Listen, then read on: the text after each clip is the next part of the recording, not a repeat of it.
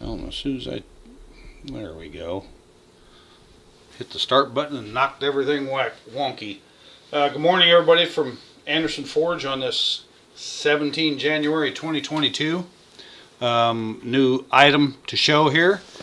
I kind of approach my knife making, and don't mean to philosophize too much, but even at the age I am today, I'm 67 years old. I don't have one foot in the grave, but I got so many contemporaries that talk about everything they can do to retire, and I think, my God, if I'm going to retire or quit learning, I'd just as soon go dig a hole.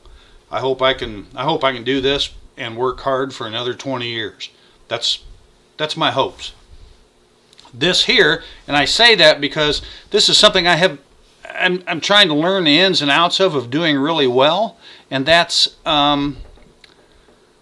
full tang knives. I mean, sure, the takedown knives and the fancy this and that is extraordinary. I'm not mean to minimize it in any way. I've been doing it for more than 20 years, but I'm just kind of getting a kick out of making full tang knives these days.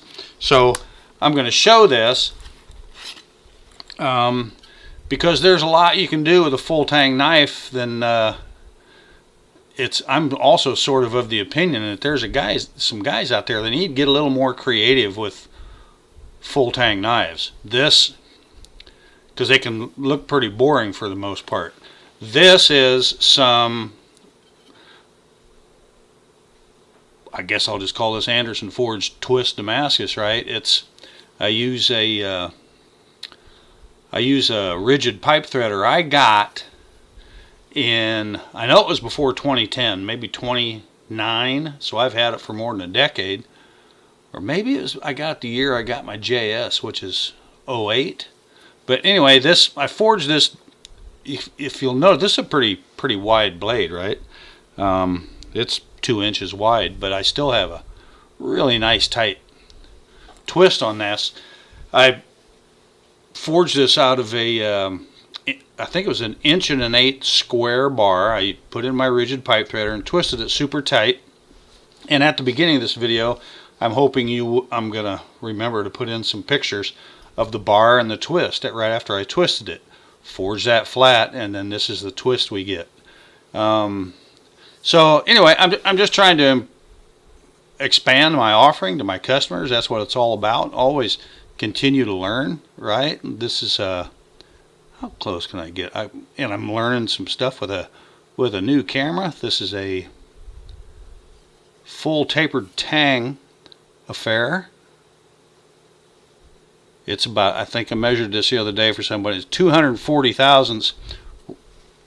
But still, this thing balances right there, right at the front of the handle, at the plunge cut, because we have our nice distal taper on the blade, as well as, even though we've added a pretty nice block of some really nice koa scales.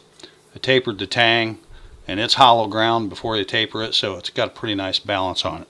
So anyway, there's that, right? This is actually headed to Paris, France.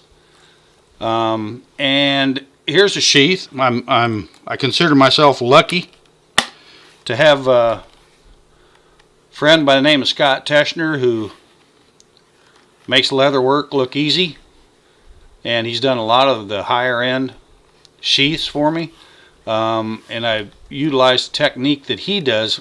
I hate lining sheaths, especially with the stuff, you gotta do the super thin lining stuff, and as far as I'm concerned, there's a lot of guys use deer skin and this and that, and it can get chewed up. It looks good to start with, but it gets chewed up pretty quick. So one of the things I learned from Scott was taking, I think this is 7/8 ounce leather, and then I made a leather sandwich, and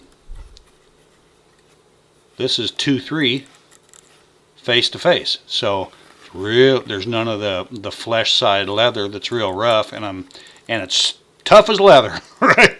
That's because it is. It's veg tan leather, and I mean, it really makes a nice clean look, and things are nice and smooth. And the other thing is, I've never been a big fan of belt loops on big knives. So I tend to not put them on. But if somebody wanted one, I could do that. For the most part, people aren't going to walk around with a, 15-inch knife on their belt. So, this is it. Didn't mean to talk so much. That's not hard for me to fall into, that trap of saying too much. So, there it is. Andersen Forge. I guess this is just a camp knife, right? Single twist. By single twist, I mean it's a single bar of twist as opposed to a multi-bar. It was twisted the snot out of it. As a matter of fact, I had to reheat it, just the billet 2 times to put it back in the twister to get a couple areas twisted at the same rate as the other ones. And on the second reheat, I twisted the end of the bar off. That's how tight it was twisted. So there we go. Andersen Forge. Light's bright, and Andersen Forge camp knife. Hope you all are okay. Let's get through this winter and let's go, Brandon. Talk to you later.